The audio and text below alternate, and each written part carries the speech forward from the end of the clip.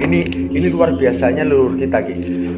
Ketika negara lain pada waktu itu baik Eropa maupun negara Arab, Jazirah Arab, mereka ketika membuat senjata hanya mengenal satu jenis bahan, baik besi atau baja. Sementara kita, leluhur kita sudah mengenal logam sudah sedemikian baiknya.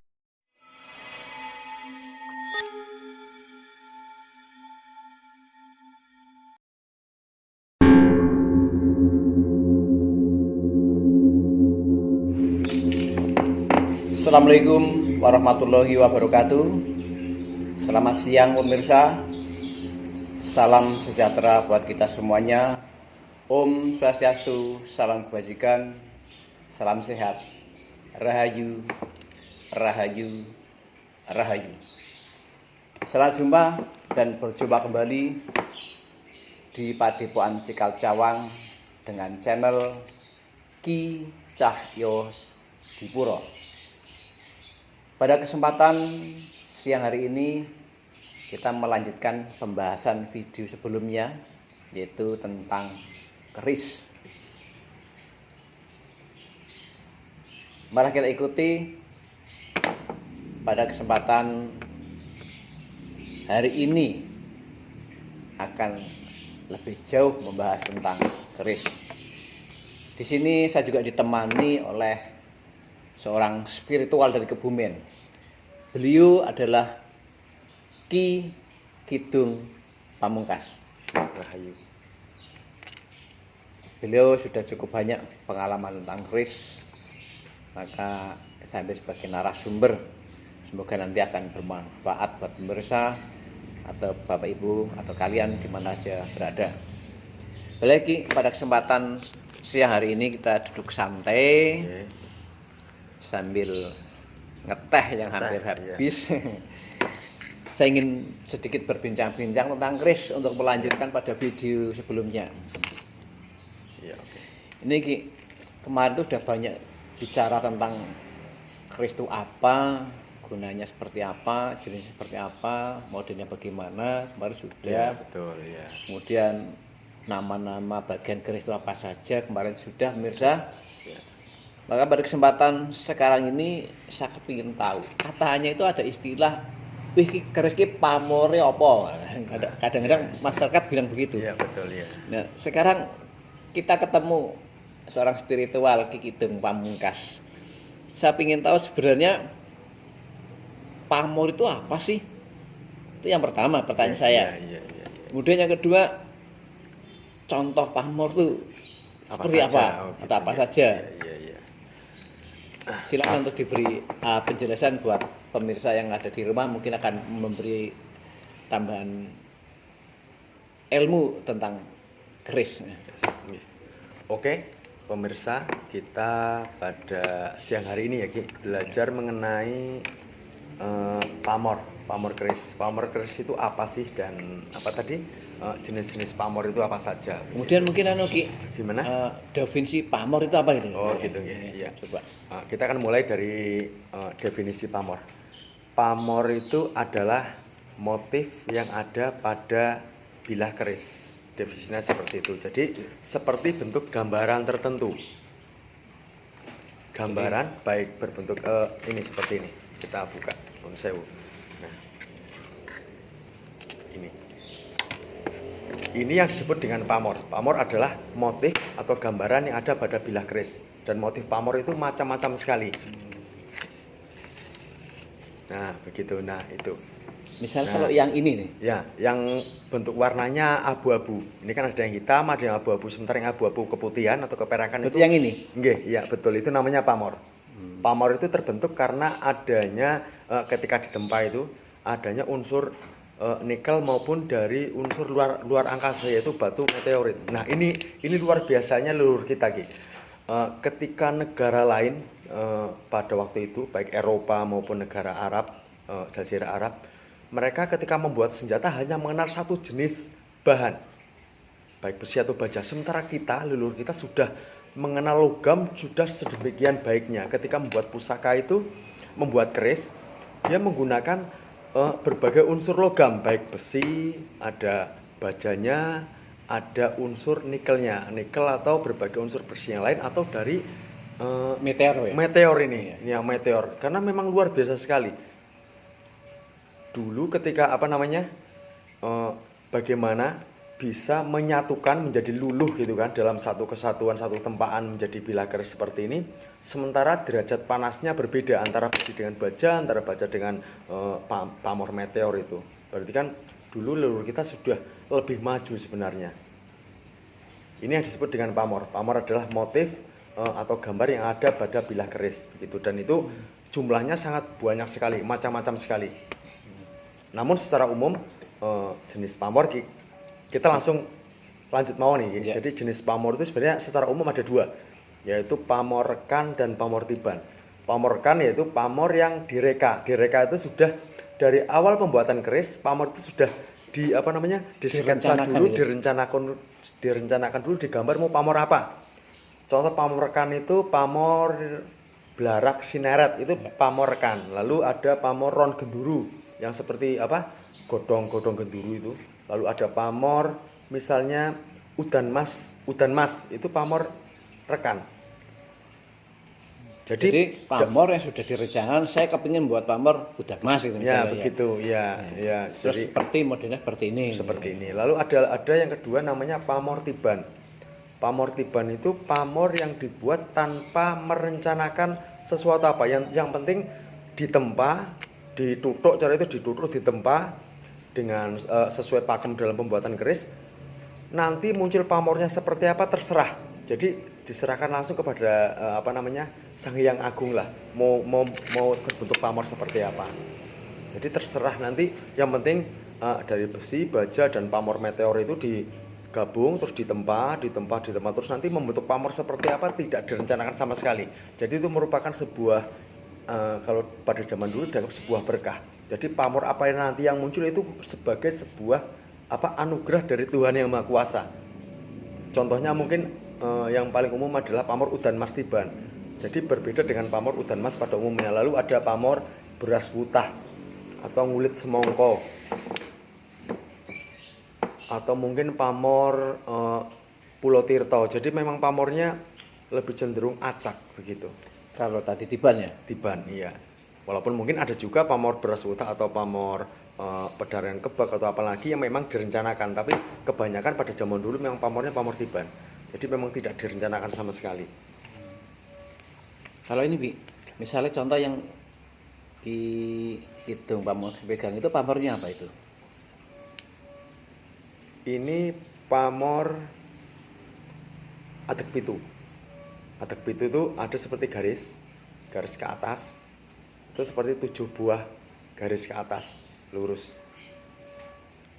Atau orang bilang singkir lah. Secara umum kadang kan hampir sama. Sebenarnya dianggap ini semua singkir. Sebenarnya ada adek pitu, ada adek telu begitu.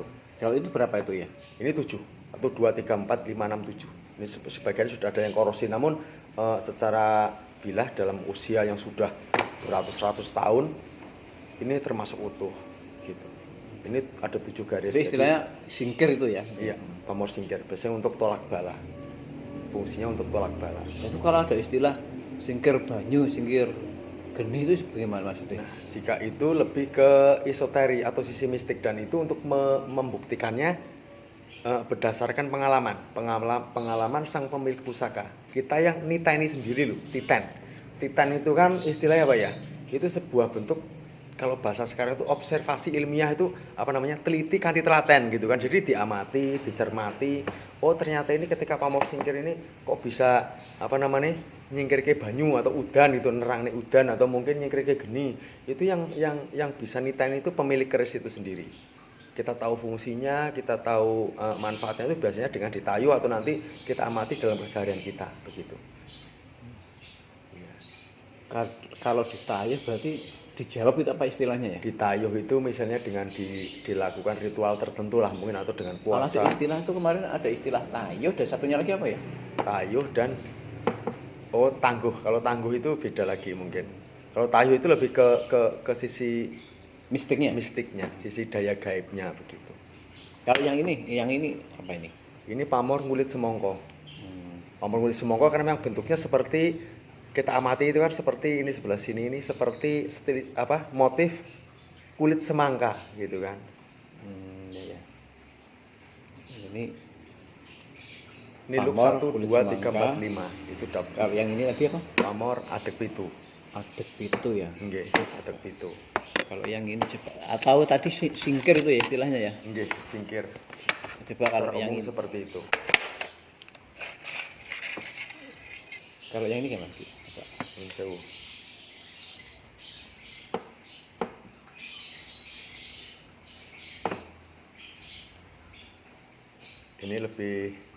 Ini namanya pamor janur sinebit, hampir sama seperti adek telu. Janur Tapi ini sinebit ya? Janur sinebit, janur yang di di sinebetke lah, disabetke apa ya, janur sinebit. Karena ini dua garis seperti ini, hampir seperti banyu mili. Pamor-pamor yang bentuknya hampir sama itu pamor banyu mili, terus pamor banyu mili atau ilining warih, lalu pamor singkir atau pamor adek pitu atau adek telu, terus pamor janur sinebit, gajah gelar itu bentuknya hampir mirip. Atau mungkin ada fungsinya ya. Misalnya kayak gini pamor Janur janur sinebit sinebit ya fungsinya apa? Kalau tadi singkir kan mungkin untuk karena ilmu tolak-balak. titan tolak balak ya. Ya, Kalau begitu. ini Janur sinebit hampir sama, ketika dia garis-garis lurus itu biasanya pamor dengan bentuk seperti itu biasanya fungsinya untuk yang pertama untuk tolak bala, yang kedua untuk kerejekian. Sama seperti banyu mili. Itu ketika garis-garis lurus itu lebih dia secara esoterik dia lebih ke elemen air. Seperti air, unsur air.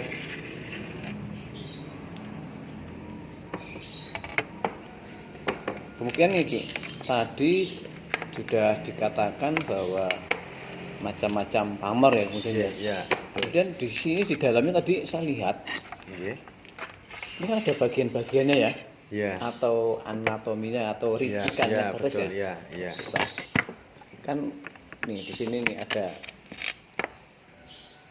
Nah, ada beberapa itu misalnya. Ya, ini ternyata uniknya uniknya leluhur kita tuh sudah sedemikian detailnya ketika membuat senjata pada zaman dahulu, bukan hanya sekedar senjata digawe senjata terus untuk misalnya untuk menikam atau membunuh, hanya bukan seperti itu, tapi sudah sedemikian detailnya. Jadi ada sama seperti manusia, ada ketika manusia itu ada anatomi fisiologi, anatomi tubuh, sementara keris juga ada anatominya. Cara Jawa itu ricikannya gitu kan, bagian-bagiannya. Nah, itu yang bisa mengidentifikasi keris tersebut masuk dapur apa.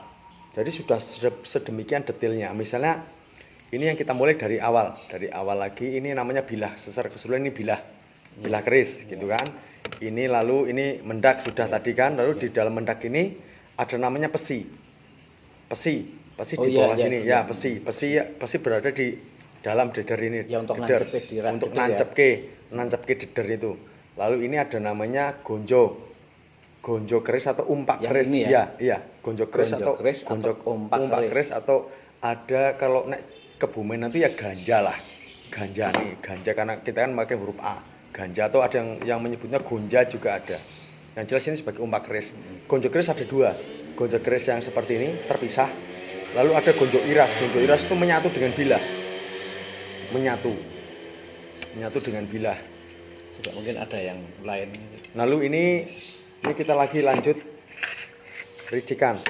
Ya, ini yang disebut dengan belumbangan. Belumbangan itu bentuknya cekung, berada di bagian sorsoran. Belumbangan. Nah, yaitu belumbangan atau pejetan. Atau belumbangan. Pejetan atau belumbangan. Nah, ini gandik. Gandik itu bagian sini ada gandik lugas dan ada yang menggunakan kembang kacang. Ini gandik lugas namanya. Gandik lugas itu tanpa kembang kacang. Nah, ini kembang kacangnya. Kembang kacang kalau di sini lebih cenderung orang menyebutnya itu telalai gajah karena bentuknya menyerupai belalai gajah itu loh. Ini telalai gajah. Telalai gajah atau kembang kacang. Lalu ada jalen. Jalen itu simbol laki-laki. Ketika di gandik lugas tidak ada. Jalen itu simbol laki-laki. Jalen itu ya ibaratnya mungkin dari kata jaler mungkin ya. Jalen di bawah telalai gajah ini, di bawah kembang kacang ini. Kalau ini nggak ada ya? Nggak ada karena gandik lugas. Lalu ini ada lagi namanya lambe gajah di sini. Seperti itu. Lalu ini di sini namanya jika ada namanya apa? Garisan itu. garis tegas ke atas itu namanya ododo, tapi ini tidak ada. Ya itu yang membedakan keris. Satu identifikasi dapur keris. Oh ini masuk dapur keris, misalnya Sempaner misalnya, atau ini masuk dapur keris Tilamupeh misalnya. Ini kan Tilamupeh misalnya. Tilamupeh dia ada tikel alis, ini ada tikel alis, ada namanya apa? Pejetan atau Blumbangan, lalu gandiknya gandik lugas, ininya ada apa namanya?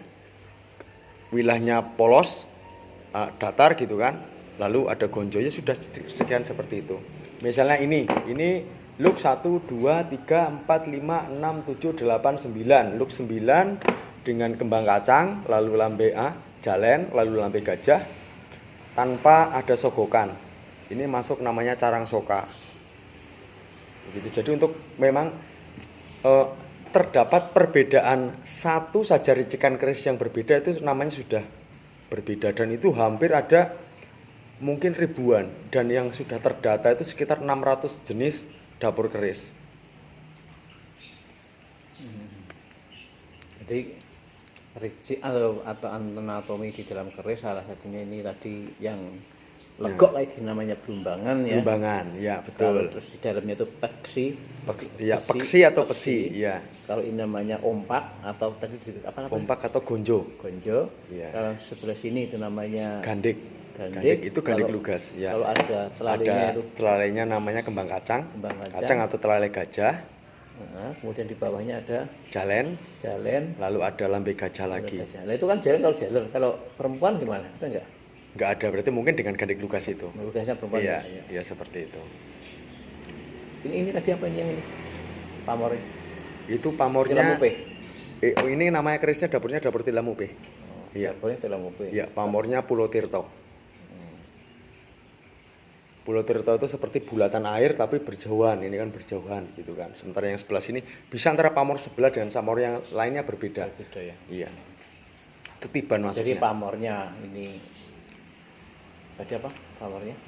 Pamornya Pulau Tirto. Iya. Kalau dapurnya Tilamupeh. Dulu sering menjadi pusaka keluarga, baik di di masyarakat kita itu sering menjadi pusaka keluarga, menemani dapur brojol dan jalak. Dulu biasanya ketika punya Tilamupeh itu kan sebagai ciri salah satu pengikut Kanjeng Sunan Kalijaga, itu salah satunya wajib memiliki dapur Tilamupeh. Ini Mas, kalau harusnya kan kalau kena syarot nih loh, kena lampu cahaya itu kok namanya ini meling-meling apa ya? Oh, itu namanya apa ini? Nah, ini yang meling-meling berkerlip itulah, seperti kerlip itu, seperti silika. Itu namanya pamornya namanya pamor Pasir Malelo. Jadi dia dulu pembikinannya selain dari pamor meteor atau mungkin dari nikel atau mungkin dari jenis besi yang berbeda, itu juga dari jenis pasir bersih dari laut, dari pantai. Jadi itu kayaknya sama ya, itu juga ada yang ini juga ini kelihatan banget. Itu lebih yang itu. Itu juga mencirikan dapur-dapur tua. Ketika jadi Pasir Malelo mencirikan keris tua ya? Salah satunya itu, keris-keris tua. Jadi pembikinannya lebih sederhana lagi. Iya. Baiklah, Ki Kidung Pamungkas, cukup banyak yang kita pelajari pada kesempatan siang hari ini. Namun ini Ki, tadi sudah tahu keris. Kira-kira tata krama Ki. Kita keris itu apakah ada tata krama kita dalam memegang keris atau memberikan keris kepada siapa, atau mungkin saya kalau pegang keris itu baiknya bagaimana? Gitu. Memang ini kita membahas mengenai tata krama atau tata cara pemberian keris kepada orang lain. Misalnya kepada yang lebih sepuh, atau mereka mungkin dalam tanda kutip itu mereka yang lebih sebagai atasan kita. Gitu kan. Jadi tata cara pemberiannya ketika dalam kehidupan sehari-hari gitu kan.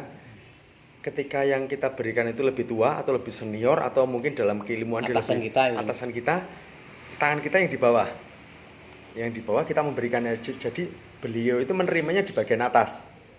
Contohnya misalnya saya jenengan lebih sepuh dari saya memberikan itu Dengan cara seperti ini, sampai dengan seperti ini, jangan menerimanya di atas. Kayak gini. Nah, nggih seperti itu. Ya. Nah, ketika saya yang lebih muda, jangan berikan ke saya. Ini tetap saya pegang kayak gini. Dipegang di bagian atas tetap, saya memberikan di bawah begini.